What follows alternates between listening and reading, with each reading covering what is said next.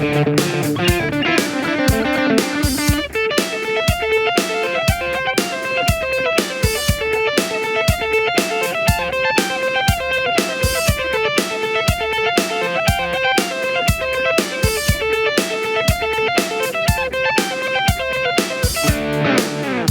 guys, today I'm talking about tap tempo.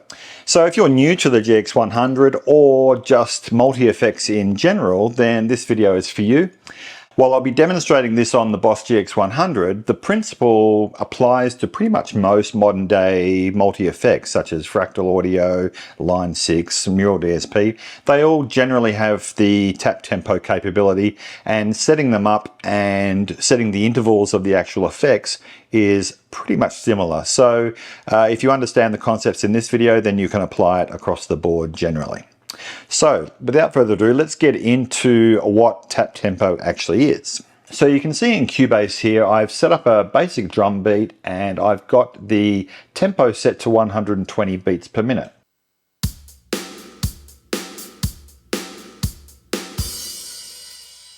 So of course, if I wanted to have effects synchronize with that tempo, I would set the tempo in my effects unit, whether it's GX100 or something else, to the same tempo.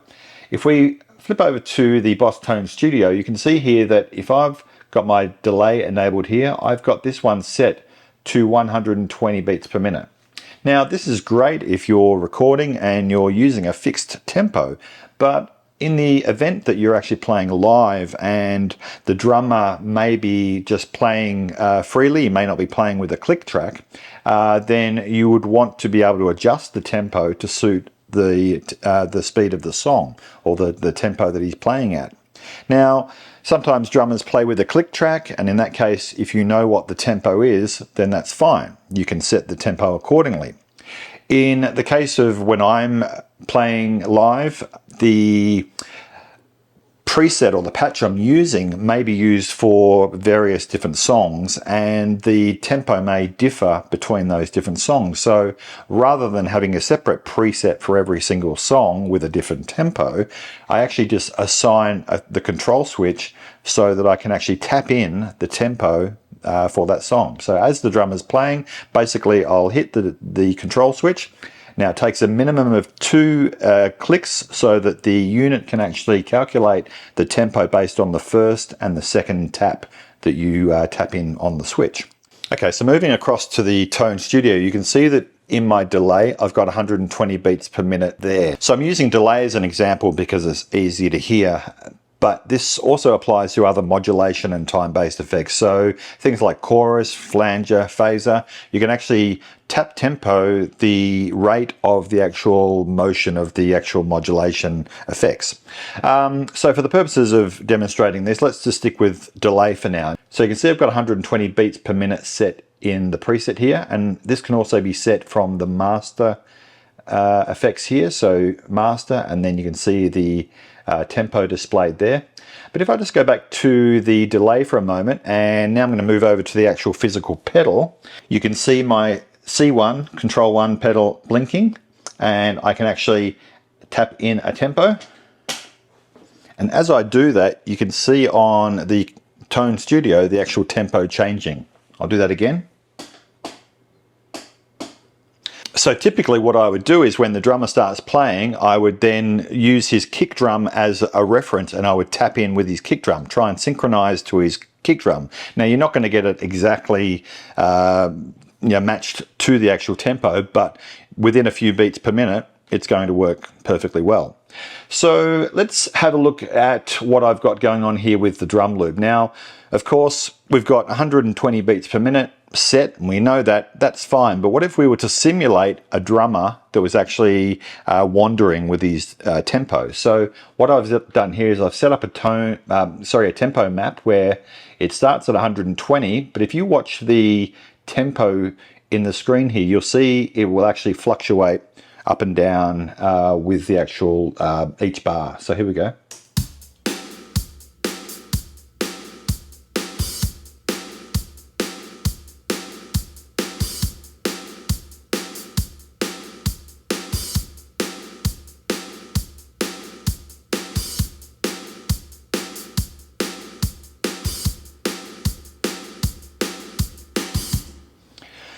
So now I've really just made those settings quite extreme. Like a drummer really shouldn't be deviating in his tempo quite that much, and if he is, maybe he's not the right drummer for your band.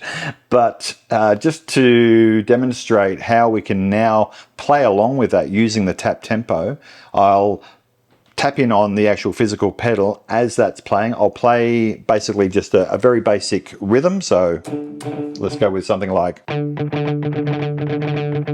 that, and I'll actually play along from the 120 beats per minute, and then we'll see how it carries over in the real world. So let's just go back to 120 beats per minute here. Okay, so we're back to 120 beats per minute, and you can see that my tempo here is set to 120. So I'll bring up the Tone Studio again, and you'll be able to see as it's playing through the tempo changing, and hopefully I can keep it in sync. Okay, so let's go with that. Here we go.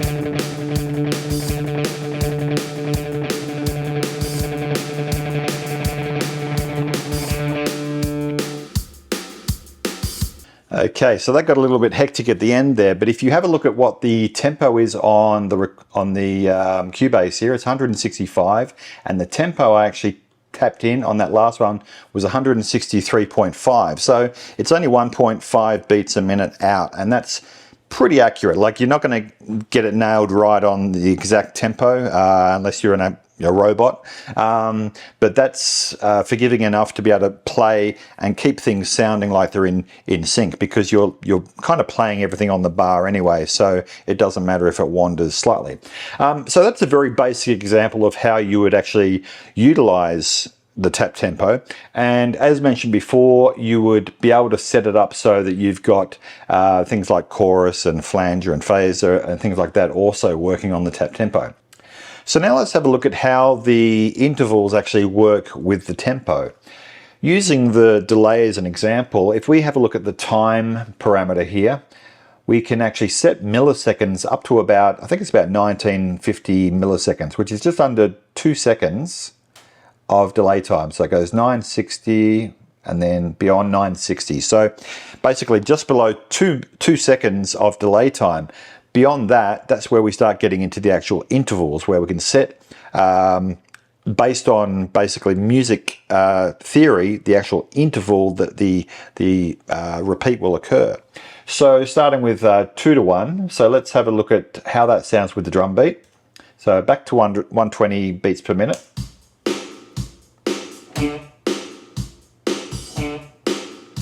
So you can see that's 1 repeat for every 2 bars. Okay, going back to Tone Studio, we now have got a whole note.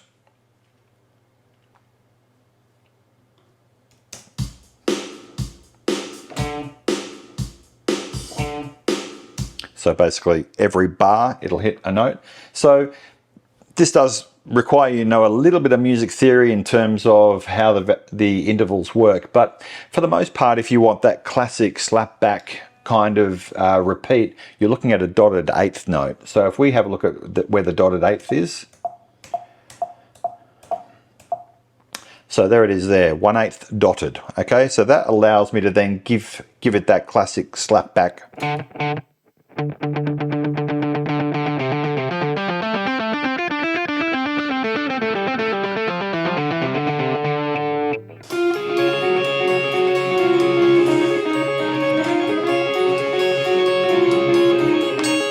So very classic, The Edge, U2 kind of effect. There's a lot of bands that use this same effect. You can also hear it in the start of Welcome to the Jungle with Guns N' Roses. There's a bunch of songs that use it. Run Like Hell, Pink Floyd.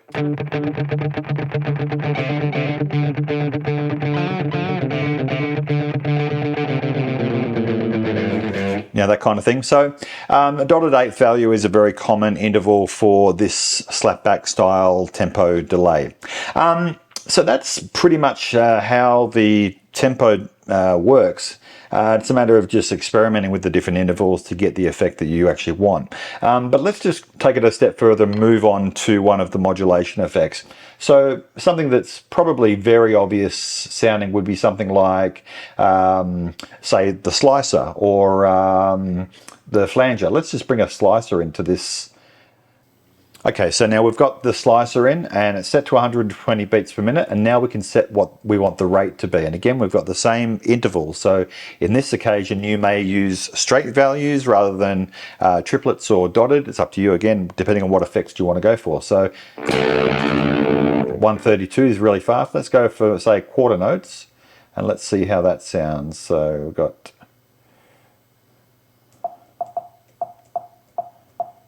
okay, there's a quarter.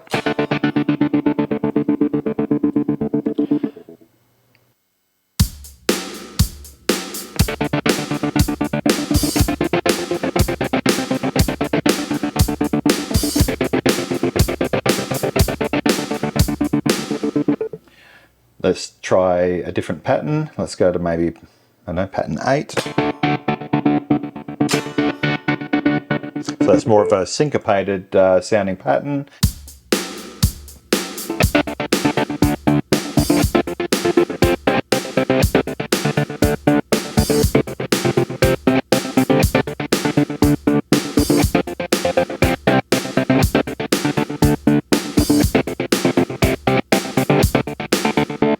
So it gives a really dynamic kind of funky rhythm, syncopated rhythm going on there. So that's using the slicer. Let's just go with one more example. Let's try something like, say for instance, the flanger. Let's just remove the slicer. And let's find a flanger. Okay, so we've got the flanger in the end of the effects chain. We've got the tempo still set at 120. Now with the rate, again, we want to make this an interval. So on this occasion, I might want the full sweep of the flanger to occur over an entire bar of music. Okay, so we would then bump this up to 1:1. So let's, there we go, it's 32. So let's just bring this back.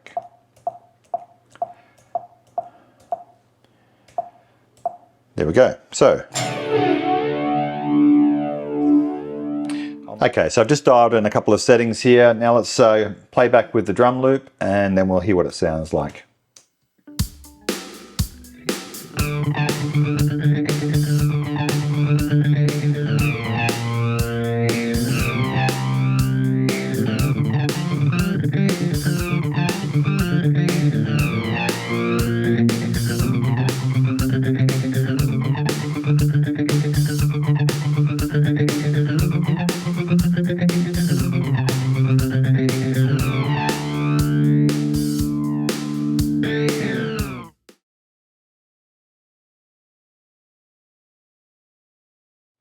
And lastly, let's have a look at how we actually assign one of the control switches to the tap tempo so that it is actually syncing correctly. So moving across to the GX100's Boss Tone Studio. If you don't have this software, I highly recommend going to the boss.info website and actually downloading it. It just makes it a lot easier than getting down on the floor and editing things on the unit. But for the purposes of this video, I just want to show you on the actual software. If I click on Control EXP, expression, we can see in our control functions, if we scroll down, we can see that the Control 1 switch is set to BPM tap, and I've got it set to system. So what that means is that it will function as the tap tempo for every single preset or patch within the GX100. It means that I don't have to set it up every time I create a new preset. You can set it on a memory basis, which means that you might want to use the Control 1 switch for something else for a specific patch or preset. But in my personal use case, I always have it set to the Control 1 switch so that every single preset or patch that I enter the control pedal functions as a tap tempo. So let's say, for an example, you want to control the tap tempo with an external switch, such as this Boss momentary pedal. Basically, you would connect that to the control 3 and 4 jack in the back of the GX100, and then you would assign it in the actual expression settings. So if we go to the control function here from the software, and you can see we've got control 3 and control 4. Now, depending on the type of pedal you're using, it may be a dual pedal, so therefore you can control 2 separate functions. In this case, if I was using this single pedal, it's a single function and it'll operate on control 3. So with control 3, I'm just going to set that to BPM tap, and it's as simple as that. And again, I can make this a memory or a system setting so that it controls the same parameter in every single preset, or I can change whatever preset it changes on a per patch basis. I hope that makes sense. Okay, so for those of you that don't have the Tone Studio software, I'll just demonstrate how you set up the assignment on the actual GX100. Apologies for the screen, it's really hard to capture on video because of the glare and reflection on the screen, but essentially what I'm going to do is hit the Control EXP button, and then from there you'll go into Control Function, and now you can see that I've got the Control 1 set to the system, which is, as I mentioned before, going to apply this setting across the board on every single preset. I could actually change that by using the select switch there and just change that to memory, and this will make it so that the BPM tap has to be then programmed on a per patch basis. I just find it easier to keep it set to system, and then my C1 button will always be BPM tap. Now again, as mentioned before, you can set this up to be an external setting. So if I use the page switch and go across, I've got BPM tap set from before when I was demonstrating with the single foot switch. And again, basically I've set it to system. So if you have a double pedal, then you would set one of them to be the tap tempo, and you could set the other one to be whatever you wanted, whether it's tuner, whatever you want. So there you go, that's how you do it on the actual GX100 itself. And don't forget, when you exit the control menu, make sure you press the right button 3 times to save the settings. Otherwise, when you change patches, you'll lose them. So that's pretty much all there is to setting up a tap tempo with the Boss GX100. And again, this same process applies to most modern multi-effects. So you'll find that once you start synchronizing your delays and your modulation effects to the tempo, you'll find so much more clarity in what you're playing, because the effects that you're using will just work much more in harmony with the song. It's sort of, you lose that muddiness. There'll be just much more space and clarity to what you're playing. That's the best way I can describe it. So I hope that you do experiment with setting up some of these effects. And again, you can set up every single modulation effects within your chain and delays to have a different interval. The tempo will always change based on what you tap in, but the interval can be different for every single effect. So that's a little bit to take in if you've never used it before, but hopefully you'll experiment with it and get some great use out of it. Thanks for watching, and I'll catch you next time.